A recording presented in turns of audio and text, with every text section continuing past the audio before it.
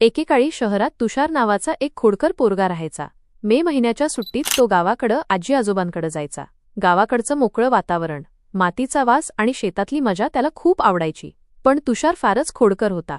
तो कुणालाच गप्प बसू द्यायचा नाही. आजीसोबत खोड्या करायचा, कोंबड्यांना घाबरवायचा आणि आजोबांबरोबर पण मस्ती करायचा. एक दिवस आजोबा पिंजऱ्याला चिवळी लावत होते. ते पिंजऱ्यावर बसले होते आणि तुषारला मोठ्या आवाजात म्हणाले, "अरे तुषार, पेंढी टाक की जरा इकडे." तुषारने खोडकरपणे हसत ती पेंढी आजोबांच्या हातात न देता थोडी लांब फेकली. त्यामुळे आजोबांचा तोल गेला आणि ते धपकन खाली पडले. आजोबा ओरडले आणि आजूबाजूची माणसं हसू लागली. आजोबांना खूप राग आला. त्यांनी तुषारला ओरडले, "खोड्या आणि मस्ती वेगळी असते आणि जबाबदारी वेगळी असते." तुषारला खूप वाईट वाटले. तो शांतपणे आजोबांना उठवायला गेला आणि म्हणाला, "माफ करा आजोबा, आता परत असं करणार नाही." त्या दिवसापासून तुषार थोडा बदलला. तो खोडकर होता, पण त्याला प्रेम आणि आदर याची जाणीव झाली होती.